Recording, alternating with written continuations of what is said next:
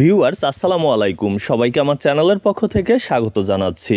জাতীয় বিশ্ববিদ্যালয়ের অধীনে ডিগ্রি, অনার্স এবং মাস্টার্সের যে গুরুত্বপূর্ণ তথ্যগুলো সেগুলো আপনাদেরকে জানিয়ে থাকি। তারই ধারাবাহিকতায় আজকের এই ভিডিওতে আপনাদেরকে জানাবো অনার্স তৃতীয় বর্ষ থেকে অনার্স চতুর্থ বর্ষে প্রমোশন পাওয়ার জন্য কয়টি বিষয় পাশ করতে হবে বা প্রমোশনের যে শর্তগুলো সেগুলো।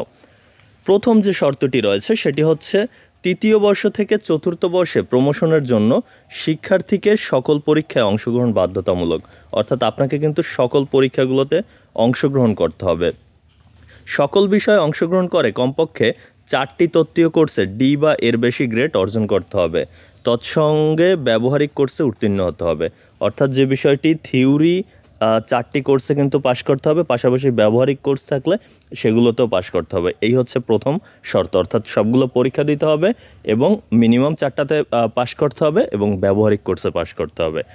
আর যদি কোনো শিক্ষার্থী একটি কোর্সে অনুপস্থিত থাকে সেক্ষেত্রে অন্য সকল কোর্সে ডি বা তার বেশি গ্রেড পেলে তার ফলাফল কন্ডিশনাল প্রমোটেড হবে, অর্থাৎ যদি কোনো একটি কারণে একটা সাবজেক্টে কেউ অ্যাবসেন্ট থাকে সেক্ষেত্রে কিন্তু বাকি সবগুলো সাবজেক্টে তার পাশ করতে হবে, তবেই তাকে কন্ডিশনাল প্রমোটেড হিসাবে বিবেচনা করা হবে এবং পরবর্তী বর্ষে কিন্তু সেই যে সাবজেক্টগুলো রয়েছে সেগুলোতে পরীক্ষা দিতে হবে এবং অ্যাবসেন্ট সাবজেক্টেও পরীক্ষা দিতে হবে।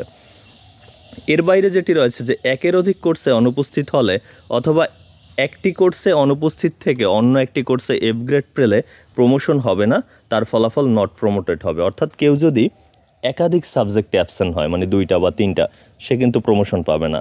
আবার ধরুন একটা সাবজেক্টে অ্যাবসেন্ট এবং আরও একটা সাবজেক্টে বা 2টা সাবজেক্টে ফেল, সেক্ষেত্রেও কিন্তু প্রমোশন পাবে না। অর্থাৎ কোনো কারণে অ্যাবসেন্ট হলে একটা কোর্সে বাকি সবগুলোতে পাশ করতে হবে, আর যদি সব সাবজেক্টে আপনি পরীক্ষা অ্যাটেন্ড করেন বা পরীক্ষা দেন সেক্ষেত্রে কিন্তু মাত্র 4টাতে পাশ করলে এবং ব্যবহারিক কোর্সে পাশ করলে আপনি কিন্তু উত্তীর্ণ হবেন চতুর্থ বর্ষে। এই ছিল তথ্যটি।